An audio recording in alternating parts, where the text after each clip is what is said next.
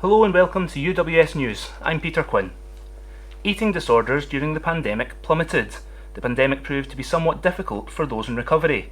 For one girl, however, lockdown was a blessing. Katie Stanley suffered from anorexia nervosa during lockdown. She speaks on her experience and how she managed to overcome it. Amy Baird has more. Katie Stanley was just 16 when she developed an eating disorder. Over 2 years later, she says the pandemic was a blessing for her, but there is no surprise as to why there has been an increase since the outbreak of COVID-19. I feel like the lockdowns have put a lot of pressure on young people, especially the need to want to change for coming back. I feel like people over lockdown have been seeing all these like TikToks and glow ups and as such, and they want to come back as like a better person, so they'll look for that quick fix weight loss and they'll want to look like a different person. But in terms like these quick fixes always end up in like these bad eating habits and patterns, so I feel like for a lot of people that could have been the reason why that has risen. Katie's mum Janine explained just how hard it was to see her daughter go through recovery in lockdown. To see your daughter being so upset and emotionally and physically drained and losing weight is very difficult. For people like Katie, struggling with an eating disorder proved to be a struggle during lockdown. However, she has managed to overcome her disorder and is now a successful personal trainer looking to help others. So over the pandemic I did become a personal trainer, and I feel like this myself has like helped me recover from my eating disorder, like being in a gym environment, like the need to want to become stronger, like every day, lifting the heavier weights, fueling your body to overcome like all the challenges that come with the gym environment as well, and helping others overcome their sort of fears as well of weight gain. I feel like that can be quite a scary thing for young girls as well. If you or anyone you know is suffering from an eating disorder, you can find more information at nhsinform.scot. You've been listening to UWS News with me, Amy Baird. Food is an essential part of livelihood. All over the world there are different cuisines, which are strange to people migrating from their native home to a new country where the food is different. Such is the experience of international students in Scotland. Joining me in the studio today is Akindele Matthews, an international student at UWS from Nigeria.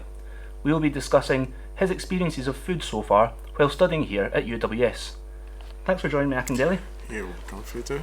So how long have you been staying in Scotland so far? Well, I came into Scotland in October 2021. So right now it's been here for 5 months. So 5 months is quite a long time to be without your local cuisine. How have you been surviving without it so far? To be candid with you, you know, if you're traveling somewhere, you are permitted by the airline to have a particular kilograms of load with you.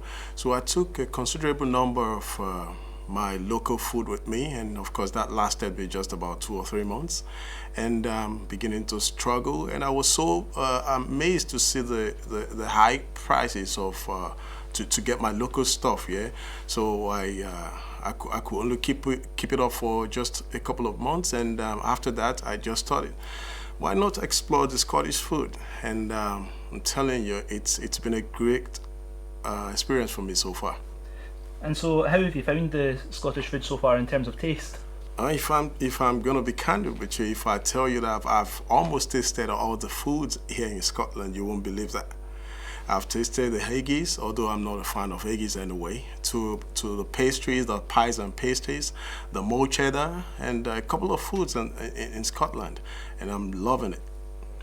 And so if you were going to recommend a particular Scottish food to another international student, which one would you recommend that you love the most? Yeah, I would tell them to eat everything I've eaten before because it tastes great, except that I'm going to tell them specifically to try the pastries and pies. The taste really good. Of course, iron brew to step it down whole every time, you know. It tastes fizzy, and it's a very, very nice drink. Take it with most of the food that I take because it gives me this kind of makes me not to feel home at all. Right, thank you very much, Akindele. Now for a roundup of today's other stories. Maintenance work is now underway on Victoria Bridge in Ayr. The Ayrshire Roads Alliance have said that the work, which has led to the closure of one lane and has required a diversion for pedestrians, is to waterproof the bridge on Station Road. The roadworks are expected to be in place until mid-June. It was agony and ecstasy for Kilmarnock's football teams last weekend as they continued their hunt for promotion. A last-minute winner helped Derek McInnes' men to a 2-1 victory over Arbroath to secure the Cinch Championship title and seal the return to the top flight. Meanwhile, the women's side fell to a 2-1 defeat to St Johnstone on Sunday, which ended their promotion hopes for this season.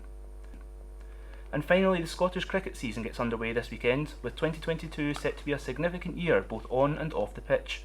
An investigation is underway into allegations of institutional racism within Cricket Scotland, while a return to a more normal season on the pitch will be widely welcomed following 2 seasons of strict COVID guidelines and restrictions. That's all for now. We'll be back with more in an hour.